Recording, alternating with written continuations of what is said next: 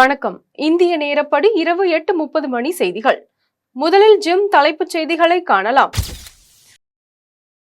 மறைந்த தேமுதிக தலைவர் விஜயகாந்திற்கு பத்மபூஷன் விருது குடியரசுத் தலைவரிடமிருந்து பெற்றுக்கொண்டார் பிரேமலதா விஜயகாந்த். சிவகாசி பட்டாசு ஆலை வெடி விபத்தில் 8க்கும் மேற்பட்டோர் உயிரிழப்பு. குடியரசுத் தலைவர் திரௌபதி முர்மு இரங்கல். தமிழரின் சுயமரியாதைக்காக முதலமைச்சர் மு.க. ஸ்டாலின் காங்கிரஸ் கூட்டணியை முறித்துக் கொள்வாரா? பிரதமர் மோடி கேள்வி. வாக்குப்பதிவு சதவீதம் குறித்த விவகாரம். இந்தியா கூட்டணி தலைவர்கள் நாளை டெல்லி பயணம். சிவகாசி பட்டாசு ஆலை வெடிவிபத்தில் 8க்கும் மேற்பட்டோர் உயிரிழப்பு. உயிரிழந்தவர்களின் குடும்பத்தினருக்கு முதலமைச்சர் மு.க. ஸ்டாலின் இரங்கல். கோடை விடுமுறையில் பள்ளிகளில் சிறப்பு பயிற்சி வகுப்புகள் நடத்தக்கூடாது. தலைமை செயலாளர் சிவதாஸ் மீனா உத்தரவு. ஸ்ட்ராங் ரூமில் கூடுதலாக சிசிடிவி கேமரா பொருத்த வேண்டும். தமிழக தலைமை தேர்தல் அதிகாரி சத்யபிரதா சாஹூ உத்தரவு. தமிழகத்தில் 23 வகை வெளிநாட்டு நாய்களுக்கு தடை. தமிழ்நாடு கால்நடை பராமரிப்புத்துறை அறிவிப்பு. தூத்துக்குடி மாவட்டத்தில் 2 நாட்கள் 144 தடை உத்தரவு. மாவட்ட ஆட்சியர் அறிவிப்பு. இனி விரிவான செய்திகளை காணலாம். தமிழரின் சுயமரியாதைக்காக முதலமைச்சர் மு.க. ஸ்டாலின் காங்கிரஸ் கூட்டணியை முறித்துக் கொள்வாரா என்று பிரதமர் மோடி கேள்வி எழுப்பியுள்ளார். ஆந்திர மாநிலம் ராஜம்பேட்டையில் நடைபெற்ற பொதுக்கூட்டத்தில் பிரதமர் மோடி பங்கேற்று பேசினார். அப்போது பேசிய தென்னிந்திய மக்கள் ஆப்பிரிக்கர்களைப் போல இருக்கிறார்கள் என்றும், காங்கிரசின் அயலக அணி பொறுப்பாளர் சாம் பிட்ராடோ பேசியதை ஏற்கிறீர்களா என்பதை கர்நாடகா, தெலுங்கானா முதலமைச்சர்களிடம் கேட்க விரும்புகிறேன். தமிழக கலாச்சாரம் பற்றி பேசும் அம்மாநில முதலமைச்சர் மு.க. ஸ்டாலின் இத்தகைய பெரிய குற்றச்சாட்டுக்கு பிறகு தமிழரின் சுயமரியாதைக்காக காங்கிரஸ் கூட்டணியை முறித்துக் கொள்ள முன் வருவாரா என்று கேள்வி எழுப்பியுள்ளார். இந்தியா கூட்டணி கட்சி தலைவர்கள் தேர்தல் ஆணையரை சந்திக்க நாளை டெல்லி செல்கின்றனர். நாடாளுமன்ற மக்களவைத் தேர்தல் ஏப்ரல் 19ஆம் தேதி தொடங்கி ஜூன் 1ஆம் தேதி வரை 7 கட்டங்களாக நடைபெறுகிறது. இதுவரை 3 கட்ட தேர்தல்கள் நடந்து முடிந்துள்ள நிலையில் தேர்தல்களில் பதிவான வாக்கு சதவிகிதம் குறித்த விவரங்களை தேர்தல் ஆணையம் வெளியிட்டிருந்தது. இதனிடையே தேர்தல் ஆணையம் வெளியிட்ட வாக்கு சதவிகித விவரங்களில் குளறுபடி உள்ளதாக இந்தியா கூட்டணியை சேர்ந்த தலைவர்கள் குற்றம் சாட்டி வருகின்றனர். இது தொடர்பாக காங்கிரஸ் தலைவர் மல்லிகார்ஜுன கார்கே இந்தியா கூட்டணி தலைவர்களுக்கு கடிதம் எழுதியிருந்தார். இந்த நிலையில் இந்தியா கூட்டணி கட்சி தலைவர்கள் நாளை டெல்லி சென்று இந்திய தேர்தல் ஆணையரை சந்திக்க திட்டமிட்டுள்ளனர். இந்த சந்திப்பின் போது வாக்குப்பதிவு சதவிகிதம் குறித்த விவரங்களை முறையாக வெளியிட வேண்டும் என்று வலியுறுத்தியுள்ளதாகவும், மேலும் தேர்தல் பிரச்சாரத்தில் பாஜகவினர் மத விவகாரங்கள் பயன்படுத்துவது குறித்தும் தேர்தல் ஆணையத்திடம் இந்தியா கூட்டணி கட்சி தலைவர்கள் முறையிட உள்ளதாக தகவல் வெளியாகியுள்ளது. சிவகாசி அருகே பட்டாசு ஆலை வெடி விபத்தில் உயிரிழந்தவர்களின் குடும்பத்தினருக்கு முதலமைச்சர் மு.க. ஸ்டாலின் இரங்கல் தெரிவித்துள்ளார். விருதுநகர் மாவட்டம் சிவகாசி அருகே செங்கமலப்பட்டியில் உள்ள சுதர்சன் என்பவருக்கு சொந்தமான பட்டாசு ஆலையில் திடீரென வெடி விபத்து ஏற்பட்டது. இதில் 12க்கும் மேற்பட்டோர் காயம் அடைந்த நிலையில் 8க்கும் மேற்பட்டோர் உயிரிழந்துள்ளனர். மேலும் பட்டாசு ஆலையில் ஏற்பட்ட வெடி விபத்தில் 7 அறைகள் தரைமட்டமாகின. இந்நிலையில் பட்டாசு ஆலை வெடி விபத்தில் தொழிலாளர்கள் உயிரிழந்தனர் என்ற செய்தியை கேட்டு மிகுந்த வேதனை அடைந்ததாகவும், வெடி விபத்தில் உயிரிழந்தவர்களின் குடும்பத்தினருக்கும் அவர்களது உறவினர்களுக்கும் முதலமைச்சர் மு.க. ஸ்டாலின் இரங்கல் தெரிவித்துள்ளார். மேலும் மாவட்ட ஆட்சியரை தொடர்பு கொண்டு மீட்பு நடவடிக்கைகளை துரிதமாக மேற்கொள்ள அறிவுறுத்தியுள்ளதாகவும், பாதிக்கப்பட்டவர்களுக்கு தேவையான அரசு நிவாரண உதவிகள் தேர்தல் ஆணையத்தின் அனுமதி பெற்று வழங்கப்படும் என்றும் முதலமைச்சர் மு.க. ஸ்டாலின் இரங்கல் தெரிவித்துள்ளார். தூத்துக்குடியில் பாஞ்சாலங்குறிச்சி வீர சக்கதேவி ஆலய திருவிழாவையொட்டி மாவட்டம் முழுவதும் 2 நாட்கள் 144 தடை உத்தரவு பிறப்பிக்கப்பட்டுள்ளது. இதுகுறித்து தூத்துக்குடி மாவட்ட ஆட்சியர் லட்சுமிபதி வெளியிட்டுள்ள செய்திக்குறிப்பில், தூத்துக்குடி மாவட்டம் பாஞ்சாலங்குறிச்சியில் நாளை மற்றும் நாளை மறுநாள் வீர சக்கதேவி ஆலய திருவிழா நடைபெறுகிறது. இதனையொட்டி அசம்பாவிதங்கள் ஏதுமின்றி அமைதியாக விழா நடைபெறும் விதமாக இன்று மாலை 6 மணி முதல் 12ஆம் தேதி காலை 6 மணி வரை தூத்துக்குடி மாவட்டம் முழுவதும் குற்றவியல் நடைமுறை சட்டம் பிரிவு 144 கீழ் தடை உத்தரவு பிறப்பிக்கப்பட்டுள்ளது. இதனால் 5 அல்லது அதற்கு மேற்பட்ட நபர்கள் கூடுவதற்கும், மாவட்டத்தில் இருந்து பிற மாவட்டங்களில் இருந்து விழாவில் கலந்து கொள்ளும் பொதுமக்கள் வாள், கத்தி, கம்பு போன்ற ஆயுதங்களை ஊர்வலம் கொண்டு வருவதற்கும் தடை விதிக்கப்பட்டுள்ளது.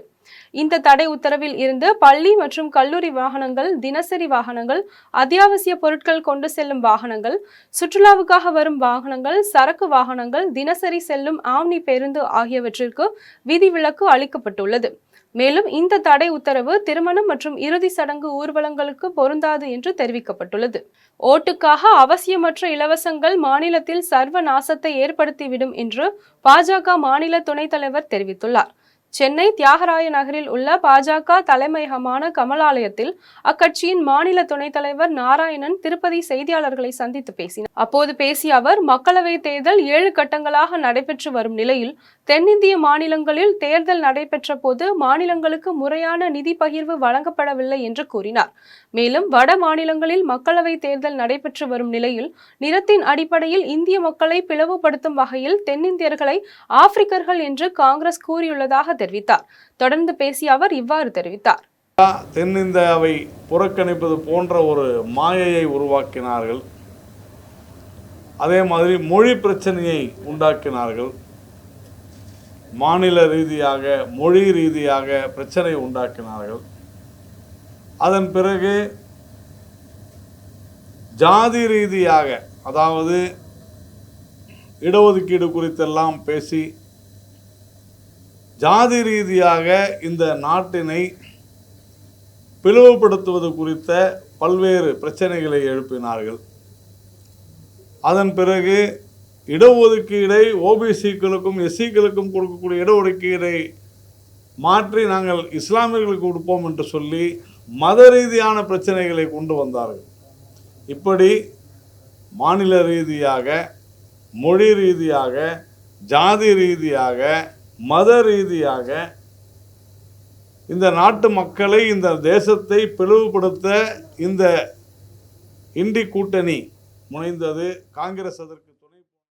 போலீசார் தாக்கியதில் சவுக்கு சங்கரின் வலது கையில் முறிவு ஏற்பட்டதாக வழக்கு தொடரப்பட்ட நிலையில் அவருக்கு ஸ்கேன் மற்றும் எக்ஸ்ரே செய்யப்பட்டது. காவல் உயர் அதிகாரிகள் மற்றும் பெண் காவலர்களை அவதூறாக பேசிய வழக்கில் கோவை மத்திய சிறையில் சவுக்கு சங்கர் அடைக்கப்பட்டுள்ளார்.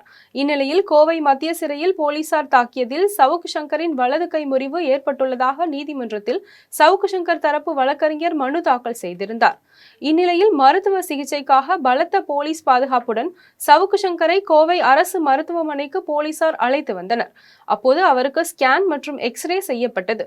பின்னர் அவரை போலீசார் மத்திய சிறைக்கு அழைத்து சென்றனர். திருச்செந்தூர் கடல் திடீரென சுமார் 100 அடி தூரம் உள்வாங்கியுள்ளது. தென் தமிழக கடற்கரை, கேரளா உள்ளிட்ட கடலோரங்களில் கள்ளக்கடல் நிகழ்வால் கடந்த சில நாட்களாக கடல் சீற்றத்துடன் காணப்பட்டது. இதன் காரணமாக கன்னியாகுமரி உள்ளிட்ட ஒரு சில கடற்கரை பகுதிகளில் சுற்றுலா பயணிகள் செல்ல தடை விதிக்கப்பட்டது. இந்த நிலையில் திருச்செந்தூர் கடல் திடீரென சுமார் 100 அடி தூரம் உள்வாங்கியுள்ளது. அப்போது சுப்பிரமணிய சுவாமி கோவிலுக்கு வந்த பக்தர்கள் ஆபத்தை உணராமல் கடலில் ஆழமான பகுதிக்கு சென்று குளித்தனர். இதையடுத்து பக்தர்கள் கடலில் இறங்க வேண்டாம் என காவல்துறையினர் ஒலிபெருக்கி மூலம் எச்சரிக்கை விடுத்தனர். திருச்செந்தூர் கடலில் கடந்த 5ஆம் தேதி கள்ளக்கடல் நிகழ்வு காரணமாக கடல் சீற்றத்துடன் காணப்பட்டது குறிப்பிடத்தக்கது. டிராக்டர்கள் மூலம் கட்டுமான பொருட்களை எடுத்து செல்வதை தடுக்க வேண்டும் என்று கோவை மாவட்ட ஆட்சியரிடம் புகார் மனு அளிக்கப்பட்டுள்ளது. கோவை மாவட்ட ஆட்சியரிடம் கோவை டிப்பர் லாரி உரிமையாளர்கள் மற்றும் வியாபாரிகள் சங்கத்தினர் டிராக்டர்கள் மூலம் கட்டுமான பொருட்களை எடுத்து செல்வதை தடுக்க வேண்டும் என்று புகார் மனு அளித்தனர். அதனைத் தொடர்ந்து செய்தியாளர்களை சந்தித்து பேசிய அச்சங்கத்தின் தலைவர் அருண் இவ்வாறு தெரிவித்தார். கோவை டிப்பர் லாரி உரிமையாளர்கள் மற்றும் வியாபாரிகள் சங்கம் சார்பாக இன்றைக்கு மாவட்ட கலெக்டர் அவர்களை சந்தித்து எங்களுடைய கோரிக்கை மனு கொடுக்கறதுக்கு வேண்டி வந்திருக்கிறோம். எங்களுடைய கோரிக்கை என்னன்னா, கோவை மாவட்டம் சுமாராக ஒரு 500 டிப்பர் லாரிகள் மற்றும் சிறிய டிப்பர் லாரிகள் இயங்கிட்டு இருக்குது. இது அனைத்தும் கட்டுமான பொருட்கள் விநியோகம் பண்ணக்கூடிய வேலையில் நாங்கள் ஈடுபட்டிருக்கிறோம். இப்போ சமீப காலமாக பார்த்தீங்கன்னா கோவை மாவட்டத்தில் விவசாயத்துக்கு உபயோகப்படுத்தக்கூடிய டிராக்டர் ட்ரெய்லர் மூலமாக இந்த கட்டுமான பொருட்கள் விநியோகிக்கக்கூடிய பணியை சிலவங்க செஞ்சுட்டு இருக்கிறாங்க. இதனால் என்ன பாதிப்பு ஏற்படும் சொல்லிச்சுன்னா, அந்த டிராக்டர் ட்ரெய்லர் முதலாவதாக விவசாய பணிக்கு மட்டும்தான் யூஸ் பண்ணணும். அது வந்து எந்தவித வரியும் வந்து அரசுக்கு செலுத்துறது கிடையாது, ரோட் டேக்ஸ்க்கு செலுத்துறது கிடையாது, இன்சூரன்ஸ் செலுத்துறது கிடையாது, பசுமை வரி கிடையாது, ஃபிட்னஸ் சர்டிஃபிகேட்டு அவங்க எடுக்கிறது கிடையாது. எந்தவித செலவினங்களும் இல்லாமல் விவசாயத்துக்கு உபயோகப்படுத்துறதுக்கு மட்டுமே கொடுக்கப்பட்ட டிராக்டர் ட்ரெய்லரை வந்து கட்டுமான பொருட்கள் வந்து விநியோகம் பண்ணுறதுக்கு உபயோகப்படுத்துகிறாங்க. பல்லடம் அருகே இருசக்கர வாகனம் பழுது நீக்கும் கடையின் உரிமையாளர் உள்ளிட்ட 3 பேரை அரிவாளால் தாக்கிய மர்ம நபர்கள் குறித்து போலீசார் விசாரணை மேற்கொண்டு வருகின்றனர். திருப்பூர் மாவட்டம் பல்லடம் அடுத்த தெற்கு பாளையம் பகுதியை சேர்ந்த கிருஷ்ணா என்பவர் இருசக்கர வாகனம் பழுது நீக்கும் கடை நடத்தி வருகிறார். இந்நிலையில் இவரின் கடைக்கு இரவு நேரத்தில் வந்த மர்ம நபர்கள் பழுது நீக்க வைத்திருந்த இருசக்கர வாகனங்களை அடித்து நொறுக்கியதாக கூறப்படுகிறது. மேலும் கிருஷ்ணாவின் தலையில் அரிவாளால் தாக்கியுள்ளனர். தொடர்ந்து அவரை மீட்ட அக்கம் பக்கத்தினர் பல்லடம் அரசு மருத்துவமனைக்கு சிகிச்சைக்காக அனுப்பி வைத்தனர். முன்னதாக சேடபாளையத்தை சேர்ந்த முருகனை தாக்கிய மர்ம நபர்கள் அவரை துரத்தி சென்றபோது கிருஷ்ணாவின் கடையில் நுழைந்து அவரது தலையில் தாக்கியதும் தெரிய வந்துள்ளது. மேலும் அங்கிருந்த மகேஸ்வரன் என்பவரையும் தாக்கியுள்ளனர். தாக்குதலுக்குள்ளான 3 பேரும் பல்லடம் அரசு மருத்துவமனையில் சிகிச்சை பெற்று வரும் நிலையில் மர்ம நபர்கள் குறித்து போலீசார் தீவிர விசாரணை மேற்கொண்டு வருகின்றனர். குடியாத்தத்தில் கோட்டாட்சியர் சுபலட்சுமி பள்ளி வாகனங்களை ஆய்வு செய்தார். வேலூர் மாவட்டம் குடியாத்தம் வட்டார போக்குவரத்து அலுவலக கட்டுப்பாட்டின் கீழ் இயங்கும் 35 பள்ளிகளை சேர்ந்த 235 பள்ளி வாகனங்களில் தணிக்கை மற்றும் ஆய்வு செய்யப்பட்டது. மாவட்ட போக்குவரத்து அலுவலர் மற்றும் குடியாத்தம் கோட்டாட்சியர் சுபலட்சுமி ஆகியோர் தலைமையில் நடைபெற்ற ஆய்வில் தீ விபத்துகளை எவ்வாறு கையாள்வது என்பது குறித்த செய்முறை விளக்கம் அளிக்கப்பட்டது. மேலும் பள்ளி வாகனங்களின் இருக்கைகள், அவசர கால ஜன்னல்கள் மற்றும் வாகனங்களில் பொருத்தப்பட்டுள்ள வேக கட்டுப்பாட்டு கருவி உள்ளிட்டவை குறித்து ஆய்வு செய்தார். இந்த ஆய்வின் போது மாவட்ட போக்குவரத்து அலுவலர் பள்ளி வாகனத்தை இயக்கி சரிபார்த்தார். பின்னர் குறைபாடு உள்ள சுமார் 15 வாகனங்களை சரி செய்த பின்னர் தணிக்கை செய்ய உத்தரவிட்டார். நாகர்கோவில் அருகே டாரஸ் லாரியை மின்மாற்றியில் மோதி விபத்தை ஏற்படுத்திவிட்டு ஓட்டுநர் தப்பி ஓடிய சம்பவம் பரபரப்பை ஏற்படுத்தியுள்ளது. கன்னியாகுமரி மாவட்டத்திலிருந்து கேரளாவிற்கு டாரஸ் லாரிகள் மூலம் கனிமங்கள் கொண்டு செல்லப்படுகிறது. இதனால் கன்னியாகுமரியில் உள்ள போக்குவரத்து நெரிசல் ஏற்பட்டுள்ள நிலையில் கடந்த சில நாட்களுக்கு முன்பு புத்தேரியில் டாரஸ் லாரி மோதி அரசு ஊழியர் ஒருவர் உயிரிழந்தார். இதற்கிடையே 2 மாதத்தில் மட்டும் டாரஸ் லாரி மோதி உயிரிழந்தவர்களின் எண்ணிக்கை 10ஆக உயர்ந்துள்ளது. இந்நிலையில் மார்த்தாண்டத்தில் இருந்து நாகர்கோவில் நோக்கி சென்ற டாரஸ் லாரி வெட்டூர்னி மடம் அருகே நிலை தடுமாறி சாலையோரம் உள்ள மின்மாற்றியில் மோதியது. இந்த விபத்தில் சாலையோரம் இருந்த 2 மோட்டார் சைக்கிள் மீது மோதியது. அதிர்ஷ்டவசமாக இதில் யாருக்கும் எந்தவித காயமும் ஏற்படவில்லை என்று கூறப்படும் நிலையில் டாரஸ் லாரி ஓட்டுநர் தப்பி ஓடியுள்ளார். இந்நிலையில் இது குறித்து காவல்துறை அதிகாரிகள் நடவடிக்கை எடுக்கவில்லை என்று அப்பகுதி பொதுமக்கள் மற்றும் சமூக ஆர்வலர்கள் குற்றம் சாட்டுகின்றனர். சென்னை விஜிபி கோல்டன் பீச் அருகே நாளை முதல் கார்னிவல் 2024 கோடை திருவிழா நடைபெறுகிறது. சென்னை விஜிபி கோல்டன் பீச் அருகே பிரெஞ்ச் வில்லேஜ் ஃபுட் ஸ்ட்ரீட் மற்றும் பிசினஸ் எக்ஸ்போர்ட் சார்பில் சம்மர் கார்னிவல் 2024 கோடை திருவிழா நடைபெறுகிறது. இந்த கோடை திருவிழா நாளை முதல் வரும் 24ஆம் தேதி வரை நடைபெறும் நிலையில் நேஷனல் மல்டி டேலண்ட் கண்டெஸ்ட், கோடை விருந்து, வாங்க விளையாடலாம் உள்ளிட்ட பல்வேறு விதமான நிகழ்ச்சிகள் நடைபெறுகிறது. இதில் 6 வயது முதல் 60 வயது வரை உள்ளவர்கள் கலந்து கொள்ளலாம் என்று தெரிவிக்கப்பட்டுள்ள நிலையில் துப்பாக்கி சுடுதல், வான வேடிக்கை போட்டி, கார்ப்பரேட் விளையாட்டு உள்ளிட்ட பல்வேறு விதமான விளையாட்டுகள் நடைபெறுகிறது. இந்நிலையில் இது தொடர்பாக செய்தியாளர்களை சந்தித்து பேசிய நிகழ்ச்சி ஒருங்கிணைப்பாளர் விக்ரமன் இவ்வாறு தெரிவித்துள்ளார். இந்த சம்மருக்கு நீங்கள் எங்கே போகணும், எங்கே புதுசாக போகணும், புதுசாக ஏதாவது சாப்பிடணும், புதுசாக ஏதாவது விளையாடணுன்னா அதுக்கான சரியான இடம் எங்களுடைய பிளேஸு. FEFSோட சேர்ந்து பிஸ்னஸ் எக்ஸ்பர்ட்ஸ் 2 கம்பெனியும் இணைந்து நடத்தும் summer carnival 3-in-1 mega show summer carnival 2024 அப்படின்ற டைட்டில். ஸோ இந்த ஈவெண்ட் வந்து இது ஒரு 3 டிஃப்ரெண்ட்டான ஈவெண்ட்டு. ஒன்று வந்து கான்டெஸ்ட் பேஸ்டு, ஒன்று வந்து கேம்ஸ் பேஸ்டு, அண்ட் அது வந்து ஃபுட்டு பேஸ்டு. ஸோ இது 3ம் சேர்ந்து ஒரு மிகப்பெரிய ஈவெண்ட்டாக உங்களுக்கு இந்த வாட்டி சென்னைக்கு வந்து நாங்கள் கொடுக்க விரும்புகிறோம். ஸோ கண்டிப்பாக நீங்கள் வந்து எல்லோரும் 100% 6 வயசு 60 வயசு எல்லோரும் இந்த ஷோவில் என்டர்டெயின் பண்ணுவீங்க. நல்ல ஃபுட்டு, தரமான ஃபுட்டு, நல்ல ஒரு என்டர்டெயின்மெண்ட்டு, அதே மாதிரி வந்து உங்கள் கண்ணுக்கு ஒரு கலர்ஃபுல்லான ஒரு ஆம்பியன்ஸு, அந்த மாதிரி எல்லாத்தோடையும் இந்த ஈவெண்ட் வந்து கண்டிப்பாக ஒரு கிராண்ட் சக்ஸஸாக நாங்கள் பண்ணுறோம். நீங்கள் எல்லோரும் சேர்ந்து அதை வந்து ஆதரவு கொடுத்து அதுக்கு ஒரு மிகப்பெரிய சக்ஸஸ் கொடுக்கணும்னு நாங்கள் கேட்டுக்கிறோம். நன்றி, வணக்கம். திருவள்ளூர் அருகே அடுத்தடுத்த 2 கோவில்களின் உண்டியல்கள் உடைக்கப்பட்டு திருட்டு போன சம்பவம் பரபரப்பை ஏற்படுத்தியுள்ளது. திருவள்ளூர் மாவட்டம் எல்லாபுரம் அருகே ஆத்துப்பாக்கம் கிராமத்தில் அருள்மிகு செல்லியம்மன் மற்றும் செவிட்டு செல்லியம்மன் திருக்கோவில்கள் அமைந்துள்ளன. இந்நிலையில் இந்த 2 கோவில்களில் பாஸ்கர், கோவிந்தன் ஆகியோர் இரவு நேரத்தில் கோவில்களை மூடிவிட்டு வீட்டிற்கு சென்றுள்ளனர். இந்நிலையில் அதிகாலை இவ்வழியாக சென்ற பொதுமக்கள் கோவில்களின் பூட்டு உடைக்கப்பட்டு திறந்து கிடப்பதை கண்டு அதிர்ச்சி அடைந்தனர். மேலும் கோவில்களில் உண்டியல்களில் இருந்த ரொக்க பணத்தை திருடிவிட்டு உண்டியலை கோவில் அருகே உள்ள ஏரியில் வீசியுள்ளனர். இது குறித்து தகவல் அறிந்த பெரியபாளையம் போலீசார் மற்றும் கிராம நிர்வாக அதிகாரி கோவிந்தசாமி சம்பவ இடத்திற்கு விரைந்து வந்து விசாரணை மேற்கொண்டனர். மேலும் கைரேகை நிபுணர் டில்லி பாபு கோவிலில் பதிவாகி இருந்த கைரேகைகளை சேகரித்தார். 2 கோவில்களில் கொள்ளையடிக்கப்பட்ட உண்டியல்களில் மொத்தம் 2 லட்சம் ரூபாய் என்று கூறப்படும் நிலையில் இச்சம்பவம் குறித்து போலீசார் வழக்கு பதிவு செய்து பல்வேறு கோணங்களில் விசாரணை மேற்கொண்டு வருகின்றனர். மேலும் கடந்த ஆண்டு செல்லியம்மன் கோவிலில் திருட்டு போன நிலையில் தற்போது 2வது முறையாக திருட்டு போயுள்ளது என்பது குறிப்பிடத்தக்கது. மாநில அளவில் நடைபெற்ற குத்துச்சண்டை போட்டியில் குடியாத்த மாணவன் 3ஆம் இடம் பிடித்து சாதனை படைத்துள்ளார். வேலூர் மாவட்டம் குடியாத்தம் செதுக்கரை பகுதியை சேர்ந்த கூலி தொழிலாளி ராமன் என்பவரின் மகன் ஜெயச்சந்திரன் திருவள்ளுவர் பள்ளியில் 10ஆம் வகுப்பு படித்து வருகிறார். இந்த நிலையில் ஜெயச்சந்திரன் சமீபத்தில் சென்னையில் நடைபெற்ற மாநில அளவிலான குத்துச்சண்டை போட்டியில் பங்கேற்று 3ஆம் இடம் பிடித்து சாதனை படைத்துள்ளார். மேலும் சான்று பதக்கம், கேடயம் உள்ளிட்டவை வழங்கப்பட்டது. இதனைத் தொடர்ந்து ஜெயச்சந்திரன் குடியாத்தம் காவல் ஆய்வாளர் பார்த்தசாரதியை சந்தித்து வாழ்த்து பெற்றார். அதேபோல் குடியாத்தம் KMG கல்வி குழுமத்தின் தலைவர் ராஜேந்திரன், கம்பன் கழக தலைவர் வழக்கறிஞர் பூபதி, சமூக ஆர்வலர் தினகரன் ஆகியோரை சந்தித்து சால்வை அணிவித்து வாழ்த்து பெற்றார். அப்போது மாணவனின் தந்தை ராமனுக்கும் சால்வை அணிவித்து பாராட்டு தெரிவிக்கப்பட்டது. இதில் தமாக நகர தலைவர் தினகரன் உள்ளிட்ட பலர் உடனிருந்தனர். திருவள்ளூரில் 12ஆம் வகுப்பு தேர்வில் முதல் மதிப்பெண் எடுத்த மாணவிக்கு கன்னிகைப்பேர் ஊராட்சி மன்றம் சார்பில் பாராட்டு விழா நடைபெற்றது. திருவள்ளூர் மாவட்டம் எல்லாபுரம் ஒன்றியம் கன்னிகைப்பேர் ஊராட்சியை சேர்ந்த விவசாயி சார்லஸ் மற்றும் ரவி நைனியம்மாள் ஆகியோரின் மகள் தமிழரசி தனியார் மெட்ரிகுலேஷன் மேல்நிலைப் பள்ளியில் 12ஆம் வகுப்பு படித்து வந்தார். இந்நிலையில் இவர் +2 பொதுத் தேர்வில் 595 மதிப்பெண்கள் எடுத்து திருவள்ளூர் மாவட்டத்தில் முதல் மாணவியாக தேர்ச்சி பெற்றார். மேலும் காமர்ஸ், எக்கனாமிக்ஸ், அக்கவுண்டன்சி ஆகிய 3 பாடப்பிரிவுகளில் 100க்கு 100 மதிப்பெண் எடுத்துள்ளார். மேலும் மாநில அளவில் தேர்ச்சி பெற்றுள்ளார். இதற்காக இந்த மாணவிக்கு கன்னிகைப்பேர் ஊராட்சி மன்றம் சார்பில் பாராட்டு விழா நிகழ்ச்சி ஊராட்சி மன்ற அலுவலக வளாகத்தில் நடைபெற்றது. இதன் பின்னர் மாணவி தமிழரசிக்கு சால்வை, மெடல் அணிவித்து நினைவு பரிசு, இனிப்பு வழங்கி வாழ்த்து தெரிவித்தனர். இதில் ஊராட்சி மன்ற தலைவர் காயத்ரி உதயகுமார், துணைத் தலைவர் மேனகா பிரேம்குமார், ஊராட்சி செயலர் பொன்னரசு மற்றும் வார்டு உறுப்பினர்கள் கலந்து கொண்டு மாணவியை வாழ்த்தி பேசினர். தமிழரசி யார்? நான் ஜெயின் மெட்ரிகுலேஷன் ஹையர் செகண்டரி ஸ்கூல்ல படித்தேன். என்னோட ஊர் வந்து கன்னிகைப்பேர் கிராமம். நான் வந்து 12th போர்ட்ஸில் வந்து 595 எடுத்தேன் 600க்கு.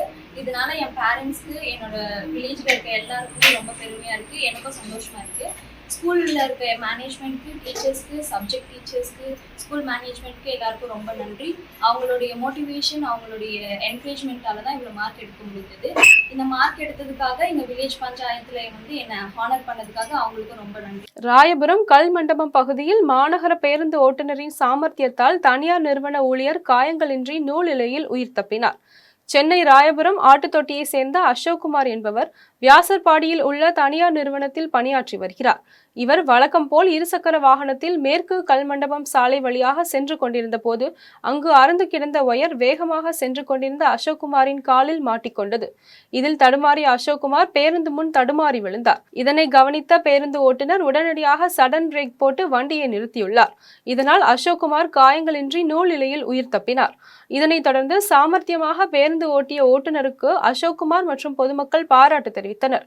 மேலும் இந்த விபத்து குறித்து ராயபுரம் போக்குவரத்து போலீசார் விசாரணை மேற்கொண்டு வருகின்றனர். நெல்லையில் கார் பருவ சாகுபடிக்காக மணிமுத்தாறு அணை திறக்கப்பட்டுள்ளது. நெல்லை மாவட்டம் மணிமுத்தாறு 40 அடி கால்வாயில் கார் பருவ சாகுபடிக்காக பெருங்கால் மதகு மூலமாக வினாடிக்கு 245 கன அடி தண்ணீர் 120 நாட்களுக்கு திறக்கப்படுகிறது. 118 அடி கொள்ளளவு கொண்ட மணிமுத்தாறு அணையில் தற்போது 87.5 அடி நீர் மட்டம் உள்ளது. மேலும் வினாடிக்கு 38 கன அடி தண்ணீர் அணைக்கு வந்து கொண்டிருக்கிறது. இந்நிலையில் நெல்லை மாவட்ட ஆட்சித்தலைவர் மருத்துவர் கார்த்திகேயன் பெருங்கால் மதகு இயந்திரத்தை இயக்கி தண்ணீரை திறந்து வைத்தார். இதன் மூலம் ஜமீன் சிங்கப்பட்டி, அயன் சிங்கப்பட்டி, வைராவிக்குளம், பாப்பான்குளம் உள்ளிட்ட கிராமங்கள் மூலமாக 2750 ஏக்கர் விவசாய நிலம் பாசன வசதி பெறுகிறது. இந்த அணை திறப்பு நிகழ்ச்சியில் அம்பாசமுத்திரம் ஊராட்சி ஒன்றிய குழு தலைவர் பரணிசேகர், தெற்கு பாப்பாங்குளம் ஊராட்சி மன்ற தலைவர் இசக்கிமுத்து, பொதுப்பணித்துறை செயற்பொறியாளர் மதன சுதாகரன், உதவி செயற்பொறியாளர் முருகன் மற்றும் விவசாயிகள் உட்பட ஏராளமானவர்கள் கலந்து கொண்டனர். பெரிய குளத்தில் சவ ஊர்வலத்தில் ஏற்பட்ட தகராறு காரணமாக இளைஞர் வெட்டி படுகொலை செய்யப்பட்ட வழக்கில் 2 இளைஞர்களை போலீசார் சிறையில் அடைத்தனர். தேனி மாவட்டம் பெரியகுளம் வடகரை வைத்தியநாதபுரத்தில் வசித்து வந்த முன்னாள் ராணுவ வீரர் மனோகரன் உடல்நலக்குறைவால் மரணம் அடைந்தார். இதையடுத்து முன்னாள் ராணுவ வீரரின் சவ ஊர்வலம் நடைபெற்ற பொழுது அதே பகுதியை சேர்ந்த சகோதரர்களான அருண் மற்றும் சூரிய பிரகாஷ் ஆகிய இருவரும் சேர்ந்து வெடி வெடித்துள்ளனர். அப்போது பொதுமக்களுக்கு இடையூறு ஏற்படுத்தும் வகையில் வெடி வெடிப்பதை சவ ஊர்வலத்தில் கலந்து கொண்ட அதே பகுதியை சேர்ந்த இளைஞர்கள் தட்டி கேட்டுள்ளனர். இதனால் இரு தரப்பினரிடையே வாக்குவாதம் ஏற்பட்டதாக கூறப்படுகிறது. மேலும் இறந்தவரின் உடலை நல்லடக்கம் செய்த பின்பும் அருண் மற்றும் சூரிய பிரகாஷ் ஆகிய இருவரும் வெடி வெடித்துள்ளனர். இதனை தட்டி கேட்டவர்களை அருவாளை எடுத்துக்கொண்டு தாக்க முற்படும் பொழுது அருண் என்ற இளைஞர் வெட்டி படுகொலை செய்யப்பட்டார். இதனைத் தொடர்ந்து கொலை சம்பவத்தில் ஈடுபட்டதாக வைத்தியநாதபுரம் பகுதியை சேர்ந்த கார்த்திக் மற்றும் அஜித்குமார் ஆகிய இருவரையும் காவல்துறையினர் கைது செய்து கொலை வழக்கு பதிந்து நீதிமன்றத்தில் நிறுத்தி சிறையில் அடைத்தனர். ராமநாதபுரம் அருகே திருப்புல்லானி அரசு நகர் பேருந்து ரோட்டோரம் பள்ளத்தில் தலைக்குப்புற கவிழ்ந்து விபத்து ஏற்பட்டது. ராமநாதபுரம் அரண்மனை பேருந்து நிலையத்திலிருந்து கீழக்கரை சென்ற அரசு பேருந்தை RS மடையை சேர்ந்த ஆத்திமுத்து என்ற ஓட்டுநர் இயக்கியுள்ளார். இவர் தொடர்ந்து செல்போன் பேசிக்கொண்டே பேருந்தை இயக்கியதாக கூறப்படுகிறது. இந்நிலையில் திருப்புல்லானி அருகே சென்று கொண்டிருந்த போது பின்னால் வந்த டிராக்டருக்கு வழி கொடுப்பதற்காக பேருந்தின் ஓட்டுநர் பேருந்தை சாலை ஓரம் இயக்கியுள்ளார். அப்போது அவர் செல்போன் பேசிக் கொண்டிருந்தே பேருந்தை இயக்கியதால் சாலை ஓரம் உள்ள பள்ளத்தில் பேருந்து தலைக்குப்புற கவிழ்ந்து விபத்துக்குள்ளானது. இதில் பேருந்தில் பயணித்த 42 பேர் காயமடைந்த நிலையில் 15 பயணிகளை கீழக்கரை அரசு மருத்துவமனையிலும் 27 பயணிகளை ராமநாதபுரம் அரசு மருத்துவக் கல்லூரி மருத்துவமனையிலும் சிகிச்சைக்காக அனுமதிக்கப்பட்டுள்ளனர். பின்னர் தகவல் அறிந்து சம்பவ இடத்திற்கு விரைந்து வந்த கீழக்கரை வட்டாட்சியர் பழனிக்குமார் காயமடைந்த சிலரை தனது வாகனத்தில் ஏற்றி உடனடியாக ராமநாதபுரம் அரசு மருத்துவமனைக்கு அனுப்பி வைத்தார். இதையடுத்து விபத்து குறித்து காயமடைந்த பயணிகளிடம் போலீசார் நடத்திய முதல்கட்ட விசாரணையில் பேருந்து ராமநாதபுரம் பழைய பேருந்து நிலையத்தில் இருந்து புறப்பட்டதிலிருந்து ஓட்டுநர் ஆத்திமுத்து செல்போனில் யாருடனோ சண்டை போட்டுக் கொண்டே பேருந்தை இயக்கி வந்தது தெரிய வந்தது. மேலும் இது குறித்து திருப்புல்லானி போலீசார் விசாரணை நடத்தி வருகின்றனர். குடியாத்தம் அடுத்த பரதராமி கிராமத்தில் 20 ஆண்டுகளாக ஆங்கில மருத்துவம் பார்த்த போலி மருத்துவரை காவல்துறையினர் கைது செய்தனர். வேலூர் மாவட்டம் குடியாத்தம் அடுத்த பரதராமி கிராமத்தில் போலி மருத்துவர் ஆங்கில மருத்துவம் பார்ப்பதாக வேலூர் மாவட்ட ஆட்சியர் சுப்பலட்சுமிக்கு தகவல் கிடைத்தது. அதன் பேரில் குடியாத்தம் அரசு தலைமை மருத்துவமனையின் மருத்துவ அலுவலர் மாறன் பாபு தலைமையிலான குழுவினர் பரதராமி மெயின் ரோட்டில் உள்ள கிளினிக்கு சென்று திடீர் சோதனை மேற்கொண்டனர். அப்போது அதே பகுதியை சேர்ந்த முகமது அலி என்பவர் 10ஆம் வகுப்பு படித்துவிட்டு சுமார் 20 ஆண்டுகளாக ஆங்கில முறையில் பொதுமக்களுக்கு மருத்துவம் பார்த்தது தெரிய வந்தது. இது குறித்து பரதராமி காவல்துறைக்கு தகவல் தெரிவிக்கப்பட்டது. உடனே சம்பவ இடத்திற்கு வந்த போலீசார் போலி மருத்துவரை கைது செய்தனர். மேலும் அங்கிருந்த மருந்து மாத்திரைகளை, ஊசி உள்ளிட்டவைகளை பறிமுதல் செய்தனர். இந்த சம்பவம் அப்பகுதியில் பெரும் பரபரப்பு ஏற்படுத்தியது. திருவள்ளூர் அருகே 1.5 கோடி ரூபாய் மதிப்பீட்டில் தொடங்கிய சாலை பணியை விரைந்து முடிக்குமாறு அப்பகுதி மக்கள் போராட்டத்தில் ஈடுபட்டனர். திருவள்ளூர் மாவட்டம் திருவாலங்காடு ஒன்றியத்துக்கு உட்பட்ட மருதவல்லிபுரம் கிராமத்தில் 1000க்கும் மேற்பட்டோர் வசித்து வருகின்றனர். இந்த கிராமத்தில் இருந்து திருவள்ளூர் மற்றும் அரக்கோணம் ஆகிய பகுதிகளுக்கு செல்லக்கூடியவர்கள் மணவூர் அண்ணா நகர் முதல் மருதவல்லிபுரம் வரை செல்லும் சாலை வழியாகத்தான் செல்ல வேண்டும். ஆனால் இந்த சாலை சேதமடைந்திருப்பதாக பொதுமக்கள் தொடர்ந்து எடுத்த கோரிக்கையை ஏற்று கடந்த 8 மாதத்திற்கு முன்பு 1.5 கோடி ரூபாய் மதிப்பீட்டில் தொடங்கப்பட்ட சாலை அமைக்கும் பணி ஜல்லிக்கற்கள் கொட்டியதோடு நிறுத்தப்பட்டுள்ளது. மேலும் அந்த சாலையில் உள்ள குட்டைக்கு தடுப்பு சுவர் அமைப்பதற்காக பள்ளம் தோண்டப்பட்ட நிலையில் அந்த தடுப்பு சுவரும் கட்டப்படாமல் பள்ளமாகவே உள்ளது. இதனால் பொதுமக்கள் மற்றும் வாகன ஓட்டிகள் மிகுந்த சிரமத்திற்கு ஆளாகியுள்ளனர். இது குறித்து ஒன்றிய நிர்வாகத்திடம் கேட்டதற்கு முறையான பதில் அளிக்காமல் அப்பகுதி மக்கள் உடனடியாக சாலையை அமைக்க வேண்டும் என போராட்டம் நடத்தி கோரிக்கை விடுத்துள்ளனர். ஓய்வு பெற்ற கல்வி அலுவலர், இதே ஊர்ல தான் நான் குடியிருக்கிறேன். இந்த ரோடு போட சொல்லி 7-8 மாதமா போடாம ஜல்லி மட்டும் பரப்பிட்டு அப்படியே விட்டுட்டு இருக்காங்க. எந்த அதிகாரி கேட்டாலும் எனக்கு ஒன்றும் தெரியாதுன்னு தான் சொல்கிறாங்க. நேற்று சம்மந்தப்பட்ட RRAE கிட்ட பேசுனதுக்கு போடுவாங்க எப்போ போடுவாங்கன்னு தெரியல. ஆளுங்கட்சி சார்ந்த வைஸ் சேர்மன் இங்கே இருக்கிறாங்க.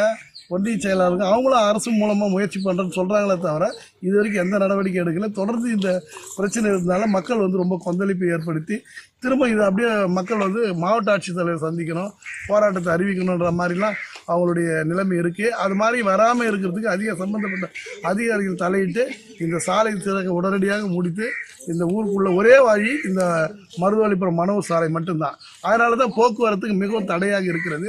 வேறு எந்த பக்கம் போகிறதுக்கு வழி இருந்தால் கூட இதை நாங்கள் சகிச்சுப்போம். இந்த வேறு வழி இல்லாதனால பெரியவங்க வயசானவங்கெல்லாம் வரவும் முடியல. அம்மா சொன்ன மாதிரி வியாபாரம் பண்ணுறவங்க கூட வர்றதில்லை. ஆட்டோ கூட அவசரத்துக்கு கேட்டால் கூட்டாக வர மாட்டேங்கிறாங்க. மருதவழிப்புறத்தில் அங்கே இருக்கிறோம், வாழ்ந்துட்டு இருக்கோம். இந்த ஊரில் எந்த ஒரு வசதி வாய்ப்பு ரோடு வசதி எதுவுமே கிடையவே கிடையாது. ரோடு போகிறன்ற பேரில் எல்லாரும் கலரி விட்டுட்டு மண்ணு ஜல்லியை கொட்டிட்டு மேலே கொட்டிட்டு நாங்கள் இன்னைக்கு முடிச்சு தரோம், நாளைக்கு முடிச்சு தரோம், 6 மாதத்தில் முடிப்போம், 2 மாதத்தில் முடியும், 3 மாதம் இதே இழுத்தடிச்சு 8 மாதத்துக்கு ஆயிடுச்சு. பிள்ளைங்களாம் ரொம்ப கஷ்டப்படுறாங்க. திருவள்ளூரில் போய் தான் படிக்கிறாங்க. எங்களுக்கு எந்த ஒரு வசதி வாய்ப்பும் கிடையாது. ஒரு ஆட்டோ வசதி வேணும்னா கூட 300 ரூபாய் கேட்குறாங்க. நாங்கள் போன காலையில் போகிற 7 மணிக்கு போகிற பசங்க 8 மணிக்கு தான் வீட்டுக்கு வந்து சேர்றாங்க. அந்த 8 மணிக்கு ராத்திரிக்கு ஒரு லைட் வசதி கூட எங்களுக்கு கிடையாது. ஒரு லைட் எரியும், ஒரு லைட் எரியாது. அந்த வழியில வந்து பிள்ளைங்க நைட்டு வீட்டுக்கு வந்து சேர்ற வரைக்கும் பெண்கள் நாங்க ரொம்ப அம்மாக்கெல்லாம் வந்து ரொம்ப கஷ்டத்துல இருக்கோம் சார். ஆம்பளைங்க பொம்பளைங்க கர்ப்பிணி பெண்கள் வேலைக்கு போறாங்க, வெட்டிக்கு போறாங்க, எல்லாருமே ரொம்ப கஷ்டப்பட்டு இருக்காங்க. இந்த ஊர்ல எந்த ரோடு வசதி நாங்க எதுவுமே கேட்கல சார். இந்த ரோடு நல்லபடியா போட்டு கொடுங்க, இதை அமைச்சு கொடுங்க அப்படின்னு நாங்க கேட்டுட்டு இருக்கோம். நாங்க வேற எதுவுமே கேட்கல. வேற நாங்க எதுவுமே கேட்டுட்டு ஏதாவது மறியல் பண்ணா கூட பரவாயில்ல. இது வரைக்கும் நாங்க மறியல் பண்ணதில்ல. ரோடுக்காக நாங்க மறியல் பண்ண வந்திருக்கோம். 2 மாசம் பார்த்துட்டோம், 3 மாசம் பார்த்துட்டோம், 6 மாசம் 8 மாசம் ஆயிடுச்சு. இதுக்கு மேல எந்த ஸ்டெப்புமே எடுக்காம இருக்கிறாங்க. இந்த அரசாங்கம் எங்களுக்கு என்ன பதில் சொல்ல போறாங்க? எங்களுக்கு மருதவழிப்புறம் ரோடே காணும் சார். மீண்டும் ஜெம் தலைப்புச் செய்திகள். மறைந்த தேமுதிக தலைவர் விஜயகாந்திற்கு பத்மபூஷன் விருது குடியரசுத் தலைவரிடமிருந்து பெற்றுக்கொண்டார் பிரேமலதா விஜயகாந்த். சிவகாசி பட்டாசு ஆலை வெடி விபத்தில் 8க்கும் மேற்பட்டோர் உயிரிழப்பு. குடியரசுத் தலைவர் திரௌபதி முர்மு இரங்கல். தமிழரின் சுயமரியாதைக்காக முதலமைச்சர் மு.க. ஸ்டாலின் காங்கிரஸ் கூட்டணியை முறித்துக் கொள்வாரா? பிரதமர் மோடி கேள்வி. வாக்குப்பதிவு சதவீதம் குறித்த விவகாரம். இந்தியா கூட்டணி தலைவர்கள் நாளை டெல்லி பயணம். சிவகாசி பட்டாசு ஆலை வெடிவிபத்தில் 8க்கும் மேற்பட்டோர் உயிரிழப்பு. உயிரிழந்தவர்களின் குடும்பத்தினருக்கு முதலமைச்சர் மு.க. ஸ்டாலின் இரங்கல். கோடை விடுமுறையில் பள்ளிகளில் சிறப்பு பயிற்சி வகுப்புகள் நடத்தக்கூடாது. தலைமை செயலாளர் சிவதாஸ் மீனா உத்தரவு. ஸ்ட்ராங் ரூமில் கூடுதலாக சிசிடிவி கேமரா பொருத்த வேண்டும். தமிழக தலைமை தேர்தல் அதிகாரி சத்யபிரதா சாஹூ உத்தரவு. தமிழகத்தில் 23 வகை வெளிநாட்டு நாய்களுக்கு தடை. தமிழ்நாடு கால்நடை பராமரிப்புத்துறை அறிவிப்பு. தூத்துக்குடி மாவட்டத்தில் 2 நாட்கள் 144 தடை உத்தரவு. மாவட்ட ஆட்சியர் அறிவிப்பு. இத்துடன் ஜெம் செய்திகள் நிறைவடைகின்றன. மீண்டும் ஜெம் செய்திகள் நள்ளிரவு 12 மணிக்கு. உடனுக்குடன் செய்திகளை காண GemLive.tv என்ற இணையதளத்தில் இணைந்திருங்கள். நன்றி, வணக்கம்.